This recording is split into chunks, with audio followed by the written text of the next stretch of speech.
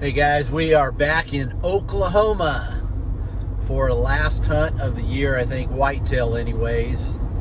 And man, over Christmas time I caught the COVID, the Rona, and man, is that a nasty sickness. I've been actually vaxxed and completely vaxxed, and had the breakthrough of the Rona. But I'm over that, and I'm telling you what, ivermectin works. Don't listen to the idiots and the pundits, man. I'm telling you, ivermectin worked for me. I started taking it on the 4th day. By the 6th day, I was pretty much better. But the day 1 through 5 was like in bed, sicker than a dog. Worst pain I felt in a long time being sick. But anyways, we're in Oklahoma and ready to go shoot a big buck to end the season. Came up here because we got through January 15th, so let's get this going. Nothing new under the sun, one life to live, seeking fun. But shallow is the self-lived life. For me, myself, oh, so much strife. But Jesus is the answer for a life perplexed and wanting more. It's never easy self to deny, but it's the only way to a life on high.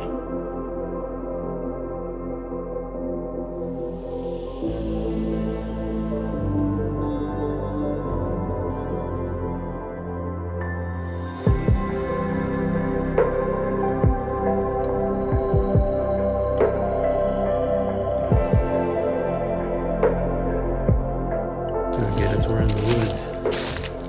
We're going to spend a couple of days, at least a day, scouting, at least a day. And hopefully I'm going to set out about 3 cameras up on this ridge. This is close to where I missed that buck, that big buck last rut in November. So we're going to try to get set up, set these cameras up on the ridge and catch something. Unless I find any really good sign, I'll probably still be not hunting tomorrow, but scouting, just so I can find the deer first. I have no clue where they are because I've never hunted January. So anyways, let's get to looking. I had picked out a couple of other spots on a couple of ridges over there. I probably hiked about 3 miles across this ridge. I'm back right in that same spot where I shot those 2 doe and missed that big buck. And actually the same spot as the place where I'm seeing the best sign. I would have thought I would have seen some good sign over there, but there's still some, there's more rubs. These rubs weren't here whenever I was hunting, because I looked all this area real good. So there's definitely a buck in here been rubbing. And they look pretty fresh. I mean, they're not old.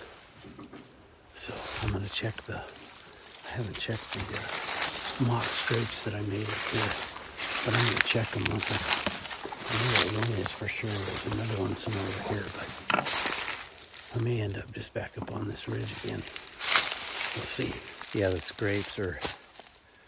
scrapes look like they're pretty inactive, so I did freshen up one on top of the hill up here where I shot those 2 doe and that missed that big buck.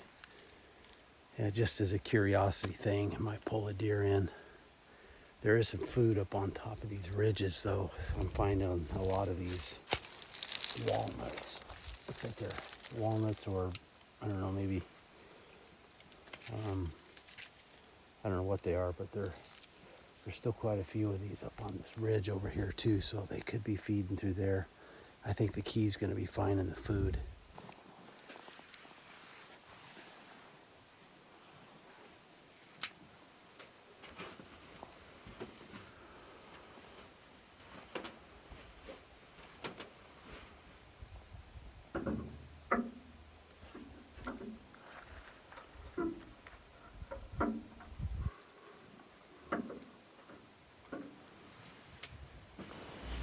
When I finally got back to Texas, I started hunting again. But man, I just could not get those doe to come into the feeders, and never really had an opportunity to let an arrow fly. Just had these young bucks coming in all the time. But so that evening, actually a couple of nights before this, I started putting my dinger on at night to see if I could get some pigs or maybe axis deer coming in at night. And sure enough, I had a couple of big old axis bucks come in to the feeder just shortly after 11 p.m. And my dinger gets off. I look out there. I see it's a huge axis buck. And so I go over to my shooting window and I start to open it up. But I made the rookie mistake of turning on my microphone without covering the green light. And as dark as it was, that green light just lit up the night. And that deer looked up at me and he was gone lickety split before I could even get my bow off the hook.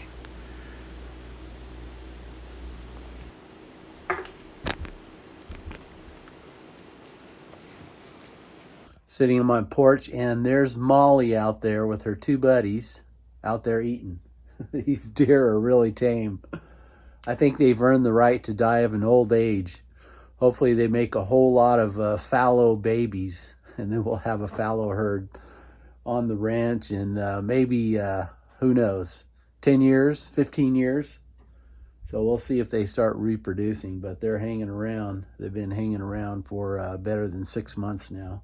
So I was getting lots of work done, cutting and burning cedar, and I was always getting in the blind as much as I could. And then I had animals coming to the cabin, just animals that I could not shoot or would not shoot. Had this nice bull elk come in, a spike.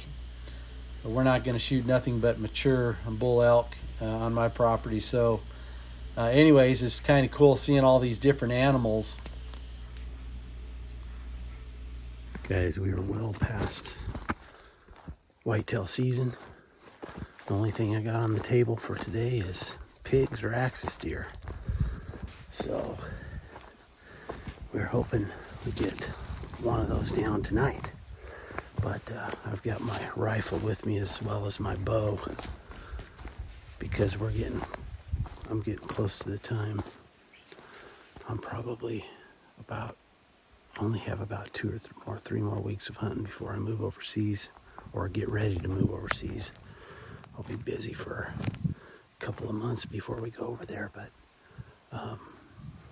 so I'm hoping to get something down. If I got an axis deer that's coming through, a doe or a buck, mature buck, I'm gonna pop him with the rifle if I get the opportunity and they don't come in to the feeder. They really haven't been coming to the feeders the last year, actually.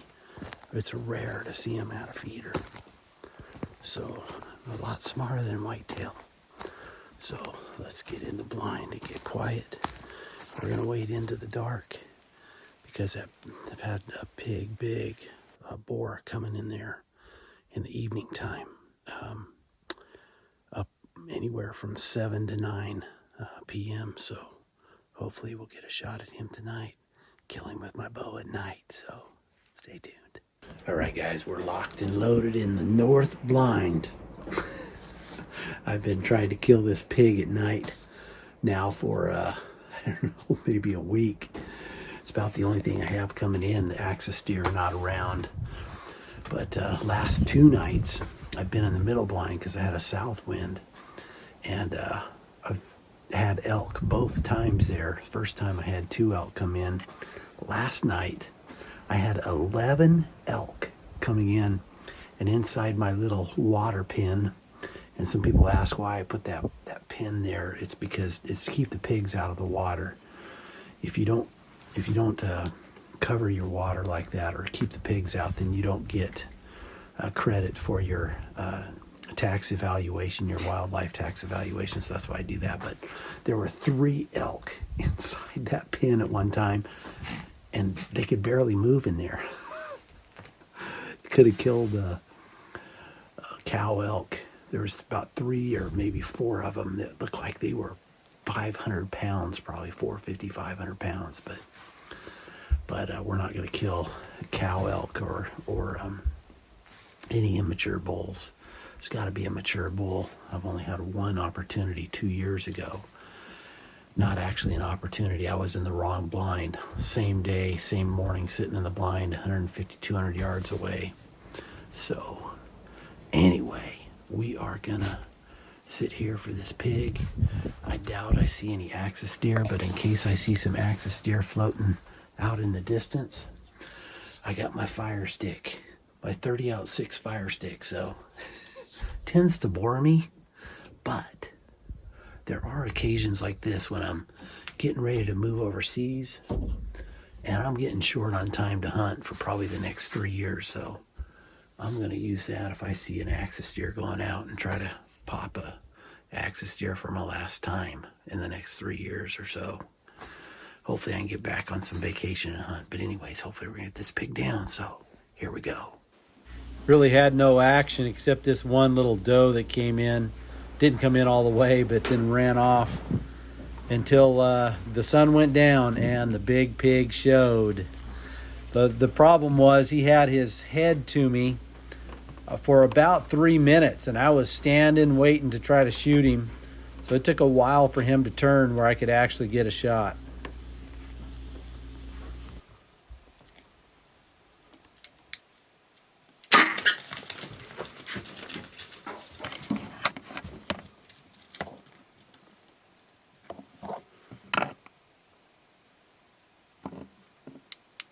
I just whacked that pig. I think you saw it. I didn't hear him crash. But, and I don't know how much penetration that got. It looked like the arrow was a little bit forward. So I'm going to sneak back to the cabin. And I'm going to take a look on my computer. Download the footage and see what it looks like. So after taking a look at this video, that shot was way too far forward. I don't even know if it got any lung. So almost looks like no man's land. So I don't think I'm going to find this pig, but I'm going to leave this pig overnight and try to go out there tomorrow morning and find it. Anyway, so we'll check tomorrow, get back tomorrow morning with you. We are at the scene of the crime next morning. Here's my arrow. I saw it fall out, and I think that was on video too. I don't have much high hopes of finding this pig. Too high, a little bit too high, and a little bit too forward. Actually, not really too high. It just should have been about 4 to 6 inches back. I don't see much blood, but here's the arrow. There's definitely enough penetration. I mean, that arrow's at least 8 to 10 inches in there. Well, that's encouraging.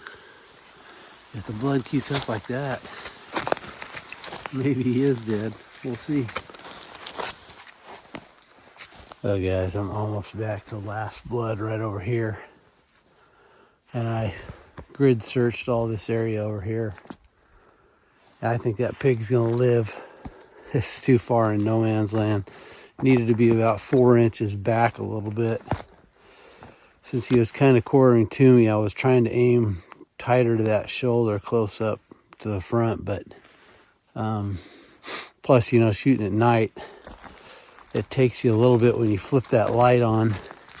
It takes just a little bit of time to adjust your eyes, and I got to open both eyes and look and see. So it's just trying to get it a little closer to that shoulder. But obviously, I put it in front of the shoulder and a little too high. So anyway, that's a wrap for looking for this pig. I think he's going to live. I'll probably see him on the camera again, maybe get another chance to kill him. I'm going to go ahead and post this video. It's getting pretty long. And I don't know when you'll see me again on a post. I've got a lot of things I got to get done. I've been cutting cedar and burning cedar and trying to get things ready for when I move overseas. My cousin's going to be taking care of the place and keeping up with my wildlife evaluation, so tax exemption. Anyways, give us a thumbs up, subscribe, and be sure and tick the reminder bell, and you'll get notification of any new videos coming out in the future. Probably be a lot more sparse, but I'll keep posting as much as I can. So thanks for watching.